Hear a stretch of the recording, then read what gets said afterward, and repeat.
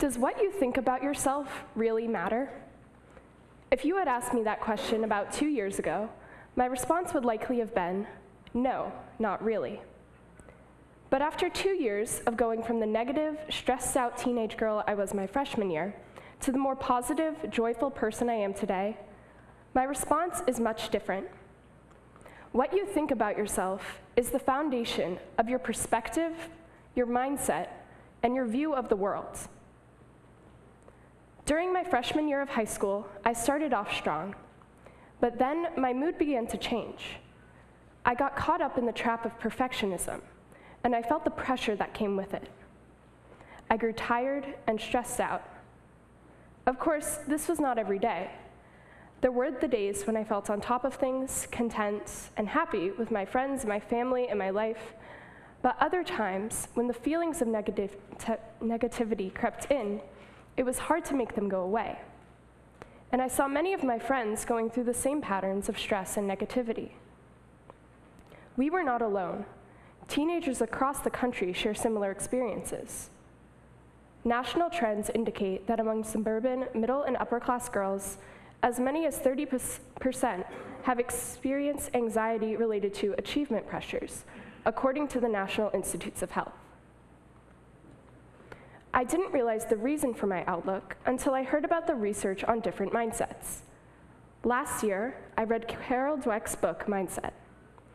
Professor Dweck, the Lewis and Virginia Eaton Professor of Psychology at Stanford University, has done extensive research on the two main types of mindsets, fixed and growth. In the fixed mindset, one believes that knowledge, skills, abilities are fixed. That is, we are each born with a certain amount, and there is little we can do to improve. The growth mindset, on the other hand, recognizes that through practice, grit, and perseverance, we can improve our skills. When I read this book, I realized this is why. I had believed that I was naturally good at some things and forget about the rest. I had bought into a common result of the fixed mindset, the trap of perfectionism and the fear of taking intellectual risks. Reading this book opened my eyes. I could put a name and a reason to what I was feeling, and, even better, I could see the solution, moving to the growth mindset. It started with a decision, and as I was looking back through an old journal, I saw that it was the decision I made on the New Year's of my sophomore year, 2016. I wanted to have a more positive outlook. I didn't want stress to consume me anymore. I didn't want to have a happy facade covering negativity underneath. So I made a decision that began with shifting my mindset. I wrote down a simple goal in my journal. When I feel like complaining, I will look for the positive in the situation instead. And I will focus on improvement and growth rather than perfection. As most goals are, my decision to shift my mindset, which was much easier and simpler on paper. The struggle was in the everyday situations, and I was my own opponent. It takes time to break habits, especially habits of thought. Breaking my habit of negativity required not only a decision at the beginning, my resolution, but also a million decisions along the way. Decisions such as, no more complaining about difficult classes, embrace the challenge and work harder instead. Start the day with an encouraging quote. Reconnect with my faith and make time for prayer and reflection. Take an extra minute to ask someone how their day is going. Stay positive. Smile. I have come a long way since that New Year's resolution. Of course, I still face days when the struggle returns more acutely than ever. I feel the pressures and stress not only from school, but from the stuff that happens in life, relationships, the things we all face. But the difference now is how I deal with those challenges. My perspective has changed. No longer do I succumb so easily to the trap of negativity. Positivity and growth are the lens through which I try to see my world. I'd like to tell you a few stories of people who have overcome challenges by shifting their perspectives. These people, whether fictional or historical, led very different lives, but share one thing in common. they all come to realize the importance of perspective in overcoming adversity. So, let us journey through a fictional high school, inside the concentration camps of the Holocaust, and to the height of the civil rights movement in America. In the movie You Again, the main character, Marnie Olson, teaches an important lesson about perspective. The movie opens with Marnie, a high school sophomore, filming a part for her small-town high school time capsule. The scene soon shifts as she narrates her experiences with bullying by the popular girls in her school. Every day, Marnie faces some new ridicule, whether about her acne and braces, her lack of social skills, or even her initials, M-O-O, Moo. Every day, she comes home feeling horrible about herself. As she continues to narrate, the film fast-forwards to a speech Marnie gives at her workplace, a major PR firm. She concludes her speech with a reflection on how far she's come, and she tells her audience, "You can't control the things that happen to you, but you can control how you react to them. It's all your perspective, and that's what PR is all about." Throughout the film, Marnie has every reason to give in to the constant torment of her bullies.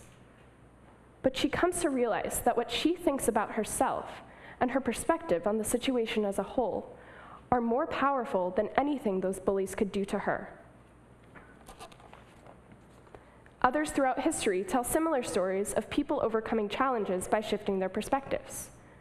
One man stands out in particular: Viktor Frankl, the Austrian psychiatrist and Holocaust survivor. In his book, Man's Search for Meaning, Frankl describes the experiences between 1942 and 1945 in 4 different concentration and death camps, including Auschwitz. His parents, brother, and pregnant wife were all put to death.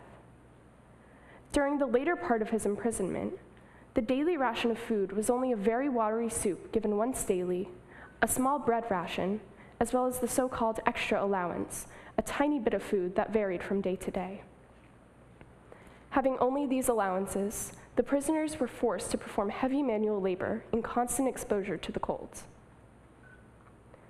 Despite the suffering that he experienced and witnessed, Frankl maintains an incredible and admirable perspective, that we cannot avoid suffering, but we can choose how to cope with it, find meaning in it, and move forward with renewed purpose.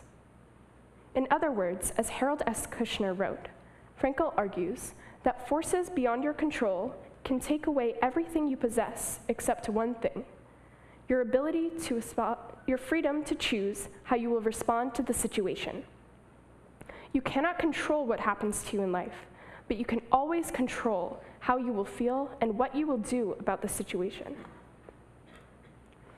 It is so incredible that through the beatings, starvation, and sufferings, countless other horrors that Frankl witnessed and experienced during his time in the concentration camps, he maintained his philosophy that sought the meaning in suffering and, no matter what, the freedom to choose one's response to suffering.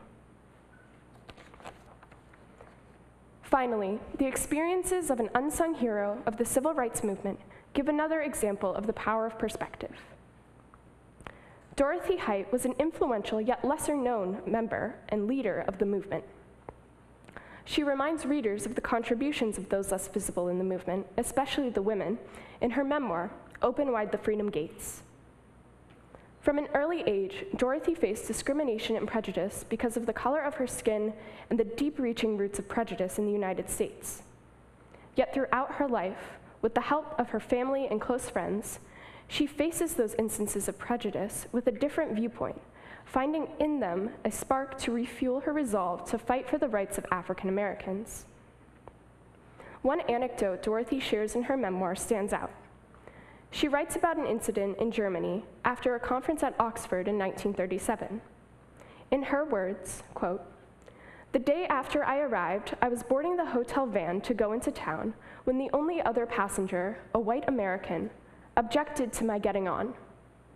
In deference to her, the doorman called me back. I protested. He muttered, 'If you were in your own country, wouldn't you be lynched for getting in a car like that?' That hit me hard, and I fought back. I told him that Americans of all races were working against lynching. We are free to work against it, and we do, I told him, feeling proud of my country.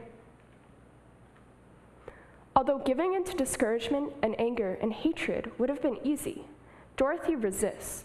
Her perspective allows her to endure that discrimination and find a purpose in it, a renewed resolve to fight for her cause. At the end of her memoir, she sums up her outlook on life. Some people chide me for never giving up, no matter how hopeless the cause may seem. It is not that I am such an optimist. Life has taught me that in the face of man's inhumanity to man, we must try to exemplify man's humanity to man. I am glad that I was often in a time and place where I could do what needed to be done. We all have our struggles and our challenges, but no matter what faces us, we control our perspectives. Marnie Olson, Viktor Frankl, and Dorothy Height all offer extraordinary examples of this fact in their stories. I too came to realize the importance of perspective through my personal journey. Maybe you are also in a place where you need to change your perspective. Maybe you need to adjust the way you think about yourself, shift from a fixed mindset to growth, or find a new way to respond to the challenges you face. Try this. Imagine where you want to be, set your goal, make a decision, and then put up the fight. Every day, make 1 million decisions to stick to your goal. Make your new mindset a habit, and then make it your lifestyle. We can find inspiration and courage in the lives of these 3 characters and countless others who refuse to let their circumstances determine their outlook on life.